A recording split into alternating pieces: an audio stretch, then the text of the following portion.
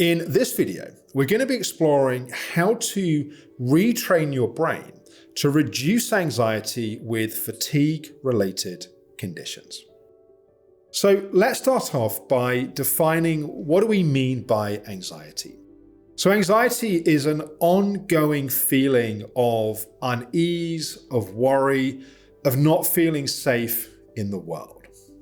Now, we'll talk about anxiety more generally, but I also want to talk about anxiety in the context of fatigue-related conditions. Because when we're suffering from a medically unexplained illness, and we don't have clarity of what's wrong, why it's wrong, what we should do about it, are we going to ever recover? It becomes a completely human reaction to have some anxiety, to have a sense of uncertainty about the experience that we're having. So applying the therapeutic coaching model to understanding anxiety, the first thing is our axis of taking things that are unconscious and making them more conscious, and then being able to consciously retrain our unconscious. So what this means in the context of anxiety is to decode what is driving that anxiety in the first place.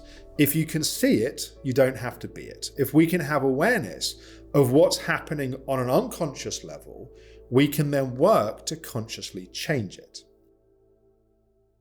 So the next piece then to look at is which type of anxiety are you experiencing? There are three types of anxiety we look at within therapeutic coaching. There's mental anxiety, there's emotional anxiety, and there's physical anxiety. Mental anxiety is typically characterized by having a lot of anxious thoughts. Anticipatory anxiety, what if this happens? What if that happens? How do I handle this situation?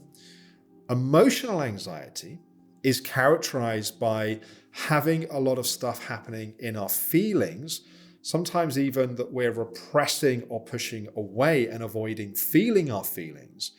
And the anxiety is therefore the attempt to get away from feeling. The characteristics of physical anxiety are that we have a lot of anxiety in our body, but there aren't many thoughts or many feelings that seem connected to it. It's often driven more by things like imbalanced blood sugar, hormone issues, and so on. So if we can recognize which type of anxiety we're experiencing, by the way, we can experience more than one type. It could be all three at the same time. We can then start to target intervention based on the type of anxiety that we are experiencing. We also want to look at whether anxiety is about things that have happened in the past, things that are happening now, or things that we're anticipating in the future. If the anxiety is about things in the past, then there may be unprocessed emotional trauma from past events, and we need to do some work to metabolize and process those experiences. If the anxiety is more that we're anticipating the future in a certain way, we want to work to break those patterns of thinking and the habit of our mind going into that. If the anxiety is more about the present moment, then we need to work to find regulation in our nervous system in the now. So if we can decode our anxiety, if we can recognize whether it's mental, emotional, physical, or a combination of the three, whether it's about the past, the present, or the future, we've now got some clarity on what's happening on an unconscious level. We've made that unconscious anxiety more conscious. We have more awareness. We now need to retrain our system. We need to learn tools and practices to help regulate and to help bring a state of calmness, what I call a healing state, into our system now. That's where practices like meditation and mindfulness can be helpful.